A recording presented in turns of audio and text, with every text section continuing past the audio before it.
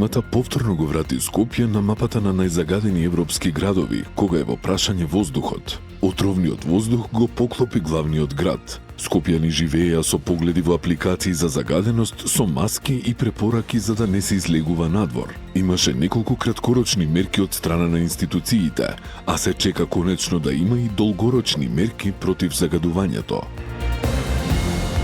Локалните избори при крајот на 2025 година го размрдаа политичкиот живот во Скопје. Кампањата беше полна со ветувања и меѓупартиски подметнувања. Главна тема беше распосланото ѓубре и глувците по улиците. Скопјани го избраа за градоначалник Орце Ѓорѓиевски. Старонови градоначалници добија и општините во Скопје. ВМРО ДПМН победи во повеќето од нив, а има и мнозинство во советите. Во 2025 година неколку големи пожари ги вознемируваа граѓаните. Гореше неколку пати депонијата Дрисла, а и одамна затворената депонија Вардариште. Загадувањето оттаму беше повод за чести протести. Гореше и во Визбегово, но сепак најзастрашувачки снимки и фотографии пристигнуваат од скопското село Трубарево, каде беснееше огромен пожар кој избувна во објект каде се чувал електронски отпад. Последиците од тоа се чувствуваат долго во градот.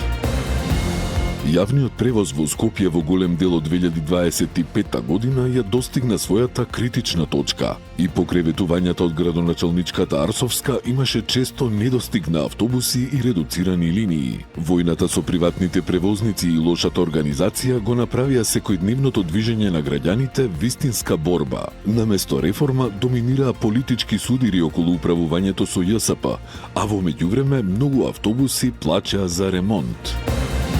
Сообраќајната некултура во Скопје се живееше скоро нереметено низ 2025 година, се додека не се воведе пробниот период од Safe City. И потоа за еден ден стасаа илјадници опомени за брзо возење и поминување на црвено. По тој првичен шок малку како да се поправи сообраќајната некултура. Хаосот и честите застои се и поради многуте тесни сообраќајни грла во Скопје.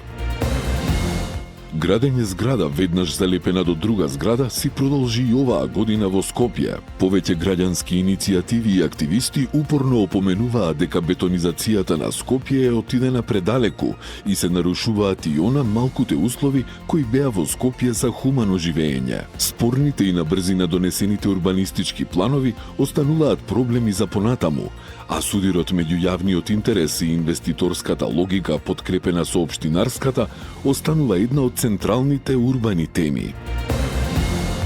Голем дел од годината го одбележуваше и лошиот однос меѓу град Скопје, односно претходната градоначалничка и централната власт. Политичките пресметки доведоа до блокади, одложени одлуки и институционален застој. Судирот се префрли во Советот на град Скопје. Цената од сето тоа најчесто повторно ја платија граѓаните, иако тие дебело плаќаат за да добијат пристоен град за живеење. Сега и градоначалникот и централната власт се од една партија. Водно пред известно време пушти неколку опоменителни свлечишта. Наместо дрвја, на планината се садеше бетон. Сечењето дрвја и урбаното чистење често продолжуваа без соодветна компензација со нови зелени појаси. Зеленилото стана жртва на градежниот апетит и адхок урбанистички решенија. Нови паркови се правеа, но не се доволни. На местата на исушените дрвца ретко се засадуваа нови.